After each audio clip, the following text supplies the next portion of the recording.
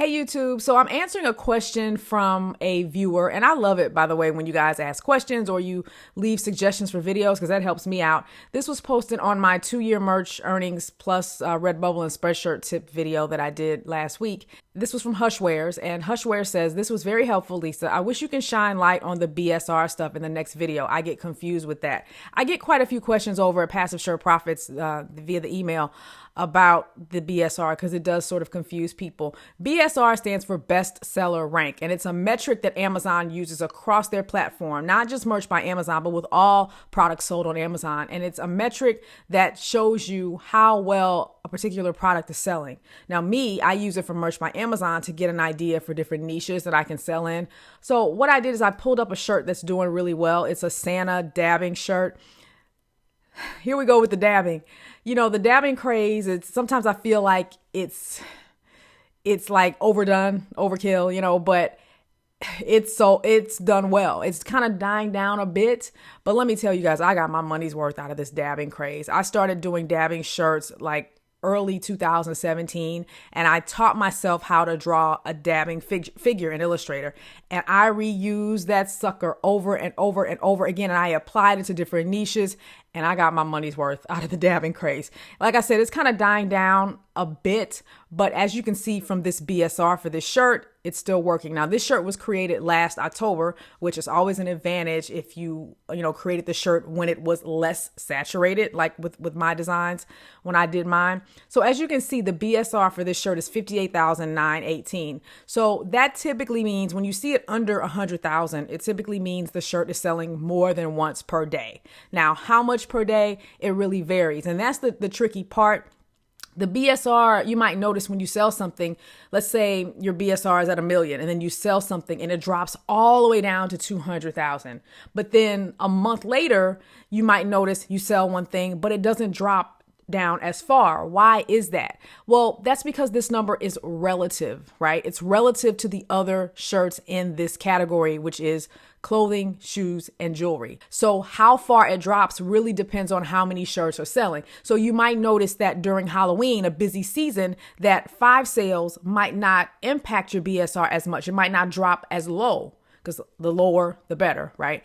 But during a less busy season, you might notice that it drops a lot easier because there are not as many shirts selling during that time. So a lot of this depends on how competitive the space is at the moment. So for holidays, you might notice that it won't drop quite as far, or you have to have a lot more shirts sell before it drops down below 100. But the other thing that confuses people is I had a lady and she goes, "I've sold 80 copies of my shirt, but my BSR is only 300,000. I don't understand." The BSR, it drops more when the sales come in a shorter period of time. So if you've sold 80 copies of your shirt, but over a 5-month span, then the sales are going to be spread out. So your BSR is not going to drop down to 20,000 just because you've sold 80 in 3 months. This shirt right here, is selling a lot in a shorter period of time, which is why the BSR has dropped down below 100,000. So it depends on the span, the time frame of the sales in terms of impacting your BSR. The other thing that Amazon does is it also shows the BSR for select subcategories. Now, these are just a few subcategories that Amazon has chosen to show. As you can see, they're broken down a little bit more. This 58,000 is just in the broad clothing, shoes, and jewelry category. But if you narrow down to the novelty category, then to girls and boys, you can see a lower BSR. So it's ranking a lot better for these individual categories. But I don't really worry about these 3. I just pay attention to the main clothing, shoes, and jewelry BSR, which is what most people do. So the BSR is a great tool to use to see how well, or to get ideas for niches that you can target. And so you can say, oh, teacher shirts for 4th grade teachers are selling really well right now. Let me see if I've got some ideas for them, blah, blah, blah. That's how I use it. Unfortunately, a lot of people use it to just straight up rip off people's ideas, which, Anyway, so now the way that I just showed you how to look at the BSR was the long way. There's a shorter way to do it, and it's by using everybody's favorite Chrome extension called the DS Amazon Quick View extension. Everybody in merch knows about this extension, and it makes it very easy to quickly check the BSR for anything on Amazon. So if you see here as I scroll through, look at that, 7,900. Now these are not merch shirts, obviously. These are just all products on Amazon.